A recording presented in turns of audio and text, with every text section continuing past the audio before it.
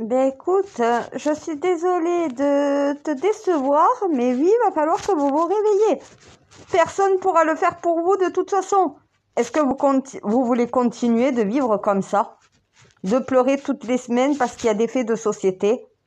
Est-ce que vous voulez continuer que cette impunité règne en maître? À un moment donné, je suis désolée, si vous voulez vivre en paix, c'est pas comme ça qu'on s'y prend. Faut de l'autorité. Est-ce que ces gamins ont compris, avec le jugement d'aujourd'hui, que c'était mal de pousser quelqu'un au suicide? La réponse est non. Voilà, juste harcèlement. Non, ils sont coupables d'un crime. Comme les harceleurs de l'INSEE. C'est exactement la même chose. Pas le même contexte d'harcèlement, mais le même harcèlement. À un moment donné, l'INSEE, c'était tout simplement par jalousie. Et au final, Lucas, c'est par homophobie. À un moment donné, est-ce que vous savez mettre les bons mots sur les bonnes situations? La réponse est non. Votre laxisme, votre bien-pensance à ne pas vouloir punir, à ne pas vouloir sanctionner sévèrement. La sévérité, c'est ce qui manque dans cette société. L'ordre, l'autorité, la droiture. Ah oui, moi, au pouvoir de la France, ça marcherait droit. Vous n'avez plus droit à l'erreur, pas le droit à l'erreur du tout. Tu fais la première erreur, déjà tu subis lourdement. Tu recommets une autre erreur, cette fois-ci c'est encore plus dur que la première fois. Et à chaque fois, à un moment donné, tu n'auras plus le droit de liberté. Moi, je défends ceux qui veulent vivre en paix dans la société, pas ceux qui foutent le chaos. Tu veux foutre le chaos, tu vas apprendre la leçon. Elle va être punitive, expéditive, sans pitié. La justice, elle n'est pas là pour pardonner. Faut arrêter de croire que vous faites de la religion. La justice, c'est le contraire de la religion. La religion t'apprend le pardon, mais la justice t'apprend la leçon. Il faut que ça soit une sanction. À l'époque, il y avait le bagne. Hein. À un moment donné, à l'heure d'aujourd'hui, oui, il faut incarcérer, faut punir, faut sanctionner, faut mettre aux arrêts. Ces jeunes ont poussé un gamin au crime. Pourquoi ils auraient le droit? Eh bien oui, ils ont commis un crime, ils ont poussé un gamin au suicide. Ils sont responsables du suicide de l'enfant. Et au final, il n'y a que harcèlement. Vous leur mettez quoi comme sanction? C'est pas ça une sanction, hein? Ils ont quel âge? Déjà, vous regardez, ah oui, mais depuis le temps, ils sont rentrés dans l'ordre. Mais on s'en fout. C'est le moment où le crime, où le délit a été commis qui est pris en compte. Même 5 ans plus tard, ça reste toujours le même crime. C'est pas parce que tu t'es remis dans le droit chemin que tu dois pas être puni pour ce que tu as fait. La justice est toujours là pour te rattraper, pour te punir. Elle est vengeresse. Voilà pourquoi les citoyens ne vous comprennent pas, les juges. Ils veulent que ceux qui désobéissent à la loi, qui commettent un délit ou un crime, mangent sévère. Ils en ont ras le cul qu'il y ait une impunité, une tolérance totale au délit et à la criminalité dans ce pays et que les victimes qui pleurent leur mort, au final, ils n'ont pas justice. Vous rendez justice à des délinquants, à des criminels, mais pas aux victimes. Il y a un problème, il y a un déni de justice. Parce que votre bien-pensance à vouloir réintégrer, à ne pas vouloir punir, à ne pas vouloir faire preuve d'autorité, de méchanceté. Ces gens-là ont été méchants. Il faut être aussi méchant qu'eux pour leur faire apprendre la leçon. Tu dois être plus diabolique que le diable en face de toi, en réalité. Mais vous comprenez toujours pas. Voilà pourquoi le chaos règne en maître. Voilà pourquoi la violence règne en maître. Eh, s'il y avait quelqu'un comme moi à la tête de l'État, la violence, elle serait plus tolérée, plus acceptée. Donc le premier qui veut essayer, il va prendre une sanction qui lui fera l'envie de recommencer. Ah, ça va lui faire passer l'envie de recommencer. C'est parce que moi, je ne serai pas gentille. Je vais être méchante avec ceux qui sont méchants. Je ne serai pas méchant avec les gentils et gentille avec les méchants. Non, non, moi je sais dans quel sens tourne une roue. Et oui, je suis la rota. Voilà, on fait tourner le système dans l'autre sens. C'est ce que je vous propose, moi les Français. Entre le nombre de délinquants et le nombre de bons citoyens, à votre avis, qui je vais écouter? Mes citoyens me demandent des sanctions, des punitions. Ils demandent une sévérité. Il demande à ce qu'il n'y ait plus de pardon, de tolérance au délit et à la criminalité. Ils n'en veulent plus ce chaos. Qu'est-ce que vous leur proposez? Rien. Que des petites mesures en surface alors qu'il faut des mesures en profondeur.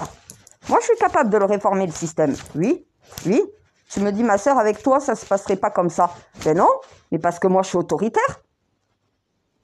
Eh ben voilà, quand tu as de l'autorité, tu fais respecter tes citoyennes, tu fais respecter ton pays.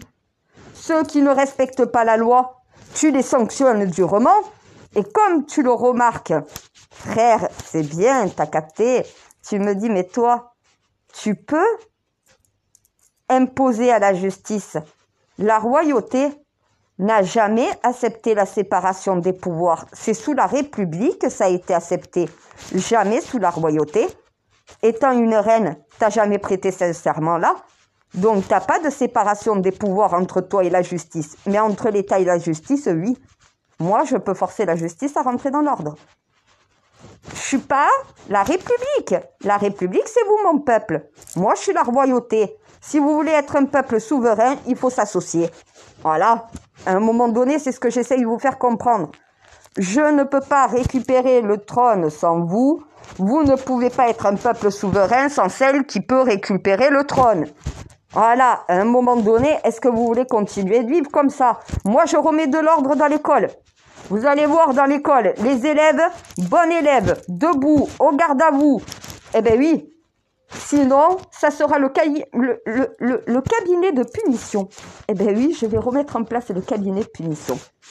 Tu vas te retrouver tout seul avec toi-même, une table, une chaise, des feuilles et un stylo et tu vas recopier jusqu'à ce que tu aies mal aux mains, mon chéri.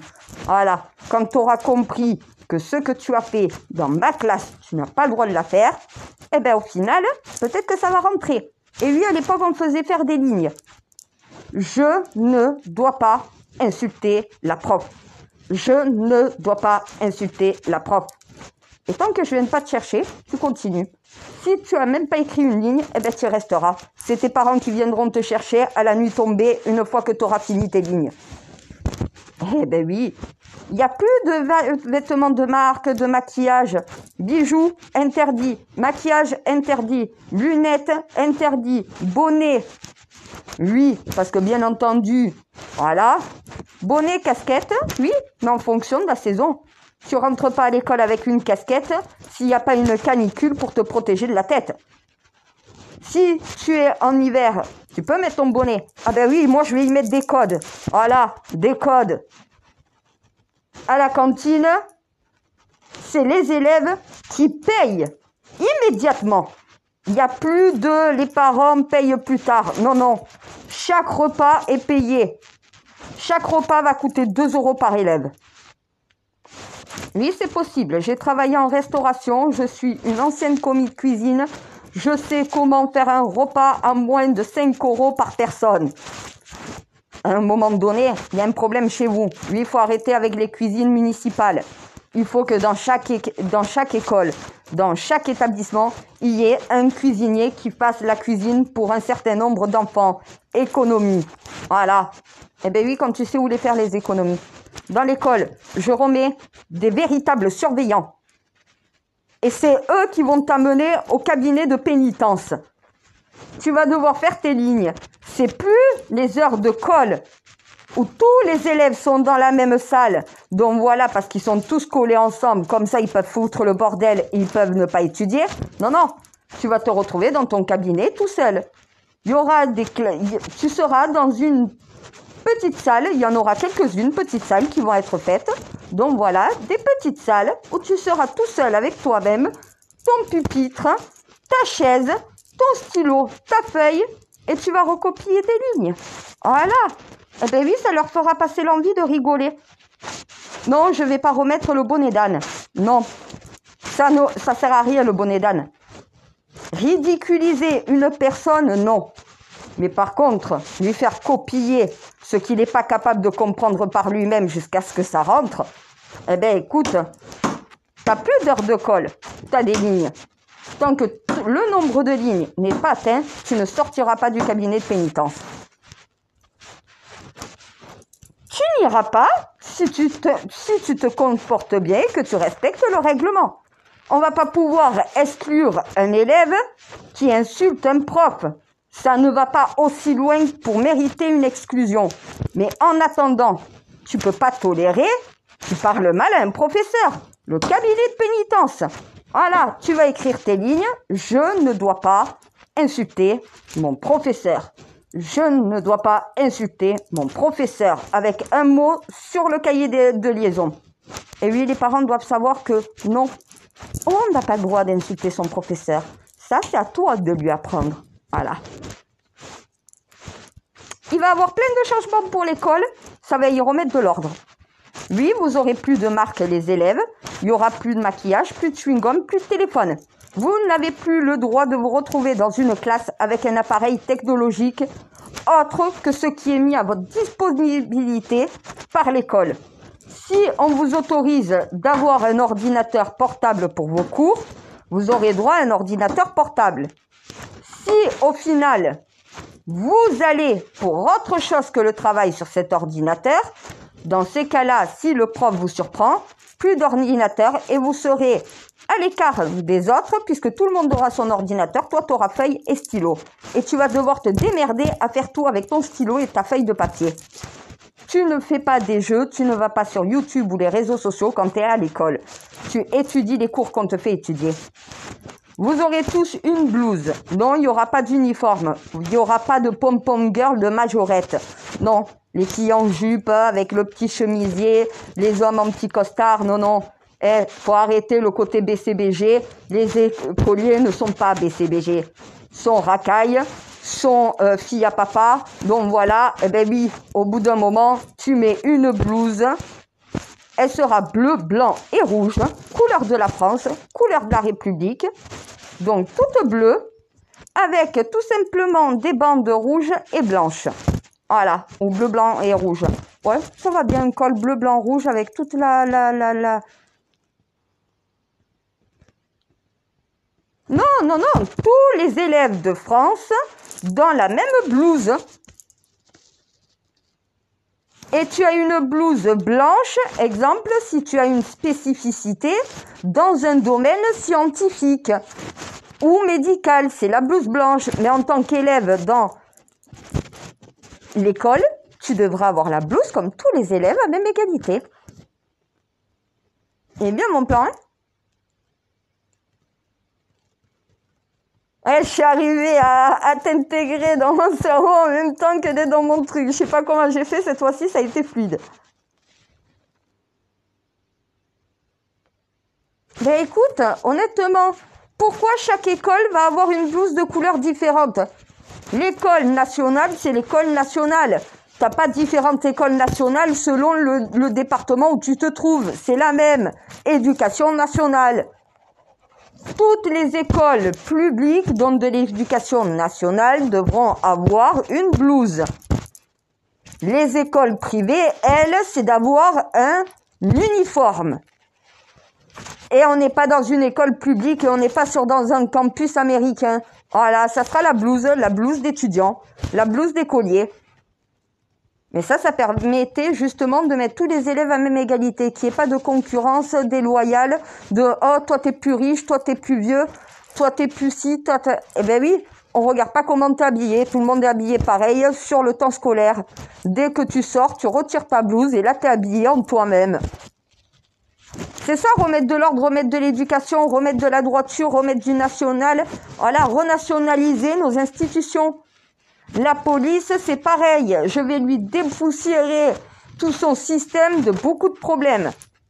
L'administratif, trop d'administratifs. Il va falloir une intelligence artificielle qui puisse gérer ça à leur place. Tu peux pas avoir autant d'hommes sur le terrain s'ils sont dans les bureaux en train de faire de la paperasse. C'est pas possible. D'ailleurs, il y a certains policiers qui s'occupent de choses qui n'ont pas s'occuper.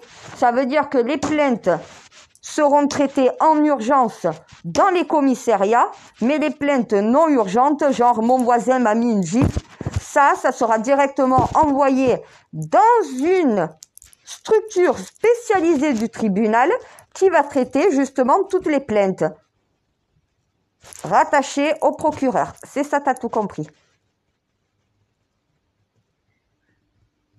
Ben, comme ça, le procureur a une équipe indépendante qui traite justement toutes les plaintes non urgentes. Et les plaintes en urgence sont traitées immédiatement par la police. Une plainte pour viol, c'est le poste de police qui doit prendre ça en charge.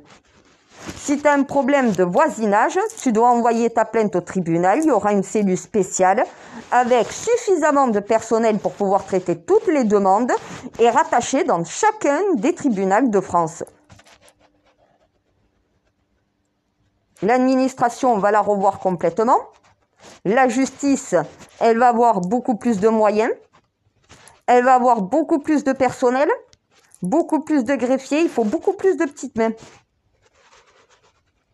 Mais les juges, on en a suffisamment en réalité. C'est tout le système qui est autour du juge qui est manquant. C'est ce qu'on a retiré pour faire des économies. Il faut des juges, oui, il faut des magistrats, mais il faut aussi les petites mains qui permettent à ces magistrats de faire leur travail. Il en manque énormément. Oh, par tribunal, il faudrait une centaine de personnels supplémentaires pour venir en aide aux magistrats. Il y a certains tribunaux qui sont plus ou moins stables, on va dire. Il y en a d'autres qui sont en manque de personnel, mais il manque une centaine de personnes pour traiter les dossiers.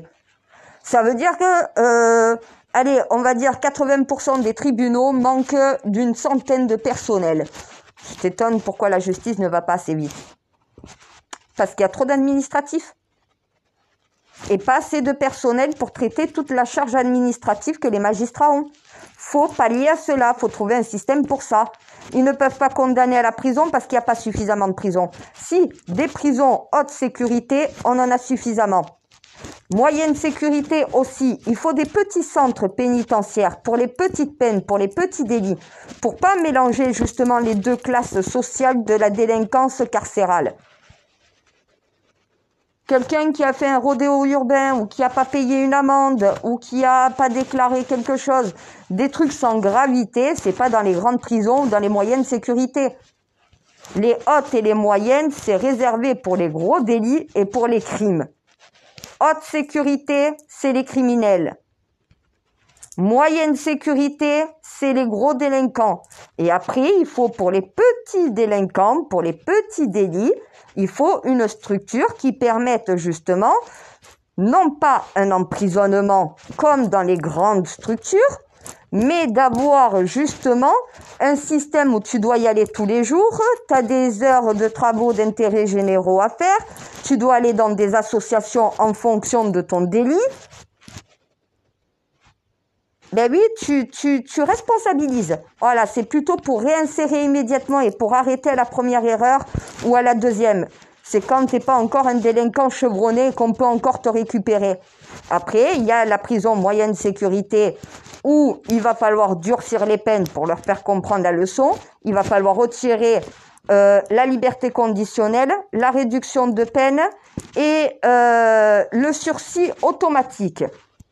Il faut que ça soit réservé à des cas vraiment exceptionnels. On ne peut pas faire une réduction de peine, une liberté conditionnelle à un violeur multirécidiviste.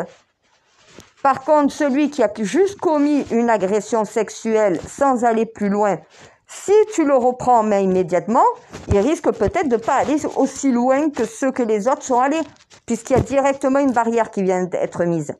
Ça, c'est dans des petits centres. Il faudrait au minimum 2-3 centres de moyenne capacité par département. Une dizaine par région.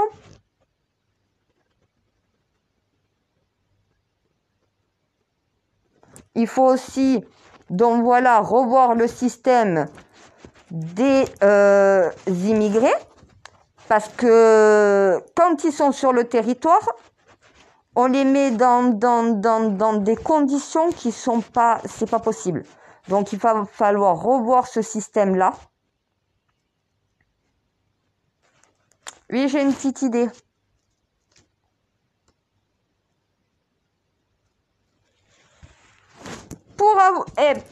Il va falloir d'abord qu'ils choisissent quelle immigration ils veulent avant que j'en arrive à ce sujet-là. C'est pas faux, ben oui. Ils savent déjà pas quelle immigration ils veulent.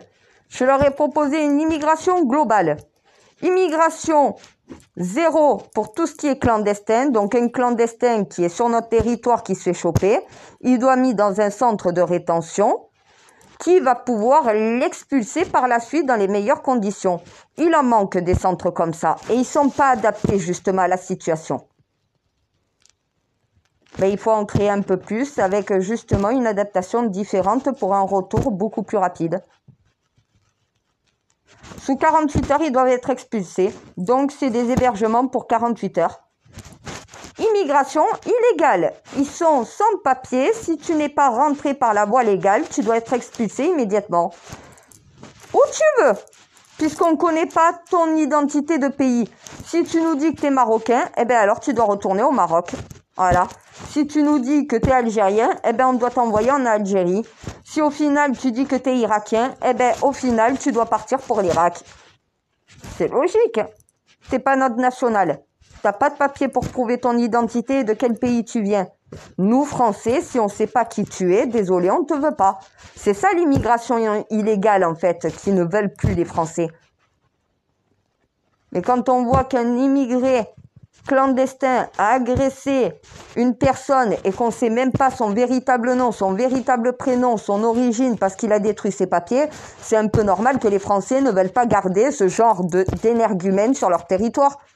Tu détruis tes papiers pour pas te faire expulser. Mais à un moment donné, t'es pas chez toi. Donc, de toute façon, si on te veut pas, tu te casses. C'est pas toi qui décides qui est autorisé ou non à rester dans ce pays. C'est nous, les Français. Donc, il faut que tu en fasses cette demande pour recevoir un accord favorable ou défavorable. Si c'est défavorable, tu vas chercher bonheur ailleurs. T'es pas chez toi, on ne te veut pas. Teste un autre pays si on veut bien t'accueillir, mais le nôtre t'a dit non. Dans le cas où on te dit oui, ben bienvenue chez nous. Donc voilà, on doit t'intégrer, c'est normal. Tu as fait la démarche de demander la permission pour venir, on te l'a donnée. C'est normal que tu peux rentrer. Dans le cas contraire, tu rentres pas. Et si tu rentres de force, eh ben tu repars de la même façon que tu es rentré. Un coup de pied au derrière. Voilà. C'est ça l'autorité, c'est ça se faire respecter, c'est ça faire respecter sa nation. Ils comprennent pas ça. Ah, mais sur tous les sujets de société, je remets de l'ordre dans la France. Mais pour ça, mon codex... Mon Dieu, quand est-ce que tu comprendras que les Français, je crois qu'ils sont pas prêts à récupérer, à décider pour leur nation. Sinon, ils se réveilleraient. Ils ont la possibilité de dégager ce gouvernement. Combien il y a de Français en France? Combien ils sont au sein du gouvernement? On retourne le pouvoir comme on veut, on est en supériorité numérique. Juste les mecs de quartier, ils te prennent tous les postes de police de France, il n'y a plus aucun policier qui sort.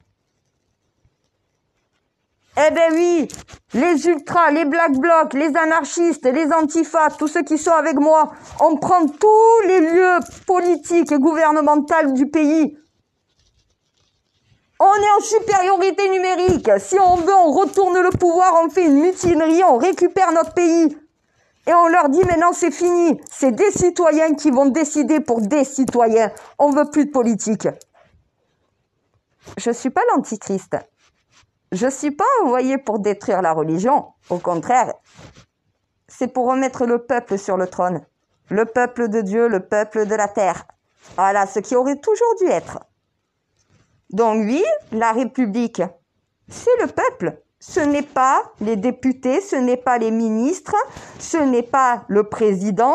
Non, non, c'est le peuple français. Le peuple est souverain.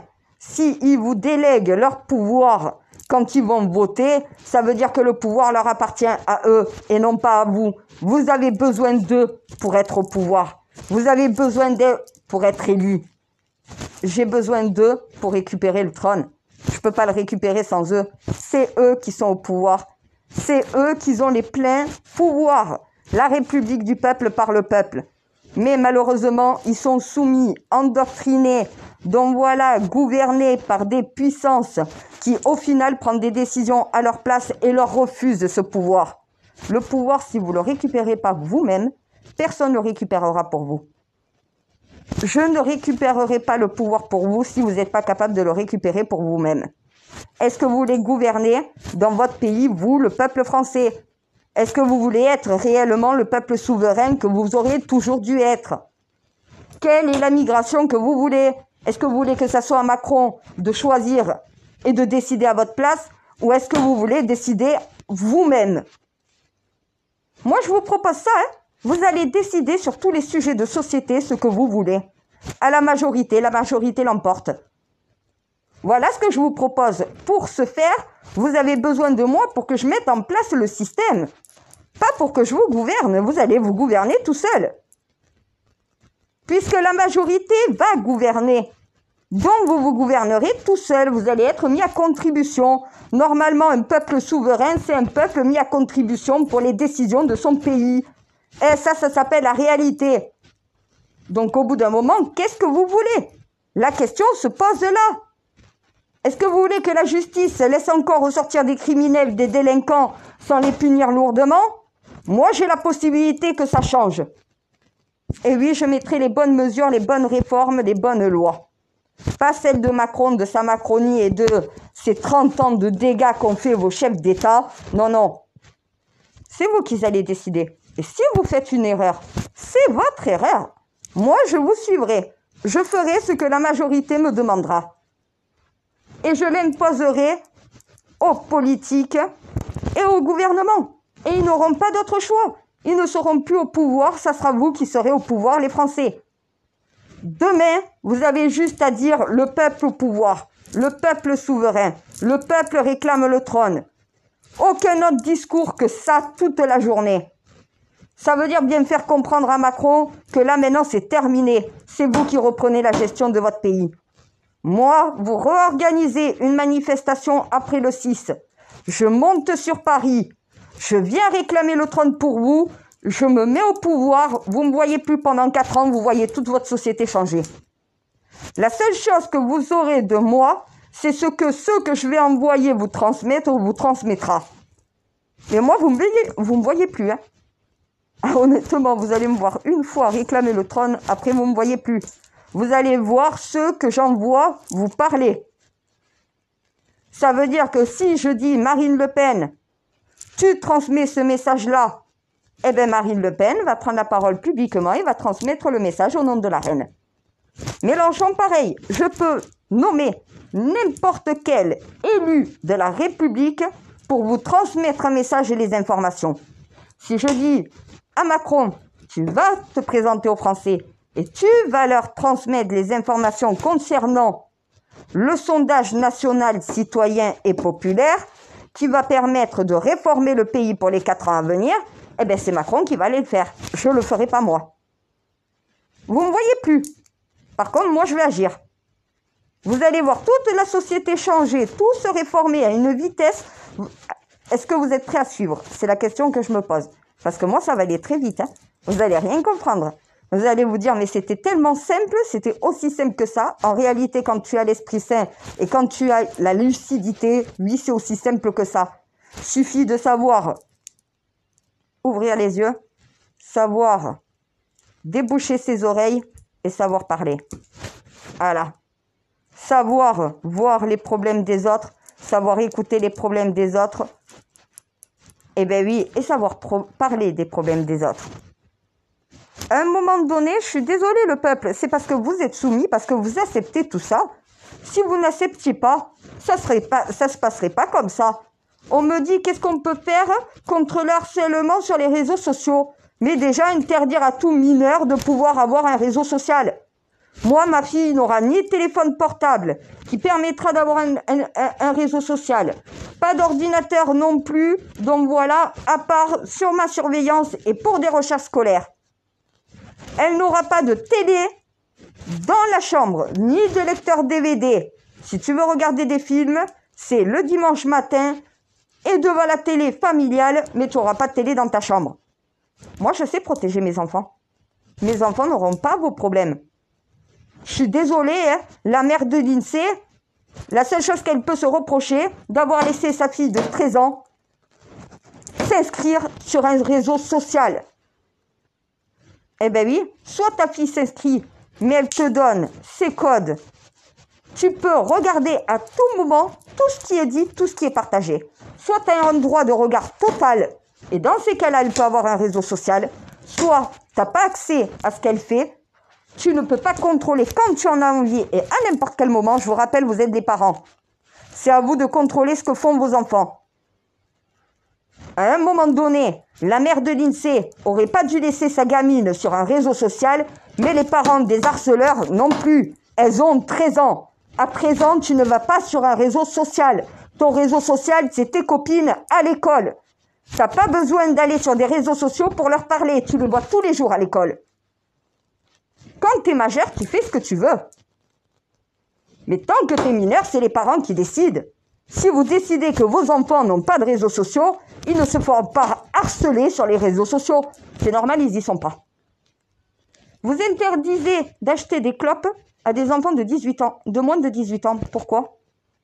Pourquoi vous interdisez l'alcool et les clopes aux mineurs? Pourquoi vous interdisez les films porno aux moins de 18 ans? Eh bien oui, pourquoi vous n'allez pas interdire les réseaux sociaux aux mineurs? Il n'y a plus de possibilité de harcèlement sur les réseaux sociaux. Il y en aura à l'école. Avec les bonnes sanctions, les harceleurs ne pourront plus harceler. Et au bout d'un moment, vous voulez protéger vos enfants, alors retirez-leur cette technologie qui est en train de leur ruiner la vie. Ils n'ont pas l'âge ni la maturité pour pouvoir utiliser quelque chose d'adulte. C'est pour des adultes des réseaux sociaux. Des personnes qui sont capables de comprendre la vie. Vos enfants ne comprennent rien à la vie, c'est à vous de leur apprendre. Donc, retirez vos enfants des réseaux sociaux, c'est la meilleure chose que vous pouvez faire pour eux, en vérité. Eh bien oui, l'INSEE ne se serait pas fait harceler sur les réseaux sociaux si elle n'aurait pas eu de réseaux sociaux.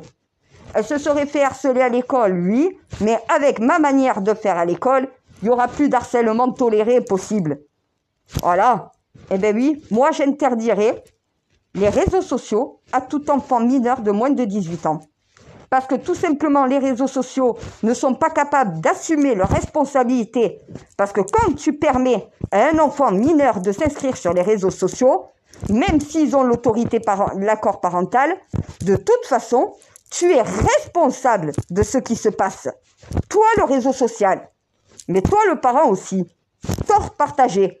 Si les parents n'ont pas accès en temps réel à tout ce que publie leur enfant sur les réseaux sociaux, alors tout simplement, il n'y a pas de réseaux sociaux. Tu dois avoir un accès total. Tu dois avoir ses codes. Tu dois pouvoir regarder ses amis. Tu dois pouvoir regarder ce qu'on leur partage. Ben oui, une transparence totale. Si ton enfant ne veut pas te donner total accès à ses réseaux sociaux, alors il n'y a plus de réseaux sociaux. Oui, mais sa vie privée. Mais il n'y a pas de vie privée pour une enfant mineure. La vie privée, c'est la vie familiale pour une enfant mineure. Il n'y a pas de vie privée sur des réseaux sociaux pour des mineurs. La vie privée, c'est quand tu es majeur. Quand tu es mineur, c'est la vie familiale. C'est pas ta vie privée. Oui, mais si elle a un copain, eh bien, si elle a un copain, tu vois les conversations de son copain. Si tu vois qu'il n'y a pas de problème, tu t'en mêles pas. Mais tu dois avoir un droit de regard. Son copain, il a 40 ans sur les réseaux sociaux. Ta fille, elle est en train de se taper un vieux de 40 ans pédophile, sans que tu le saches. Quand tu regardes les messages que lui a envoyé cette personne, tu le vois, l'adulte. Toi, en tant qu'adulte, l'enfant ne peut pas le voir. L'enfant ne peut pas voir l'adulte derrière l'écran. Toi, en tant qu'adulte, tu sais comment on pense, tu sais comment on parle. On ne pense pas et on ne parle pas comme des enfants. Justement, de voir un message qui paraît pas du tout enfantin, tu comprends immédiatement que tu as un adulte de l'autre côté. Tu bloques immédiatement le compte, donc voilà, et tu te signales. Eh ben oui, et tu dis à ta fille, c'est un adulte, donc voilà, il est hors de question que je te laisse communiquer avec des adultes. Bloquez le compte de cette personne, et voilà. Tu dois avoir un droit de regard. Si tu n'en as pas, ne t'étonne pas de ce qui se passe dans la vie de ton enfant sans que tu le saches. On va dire, oui, mais tu es une mère qui va...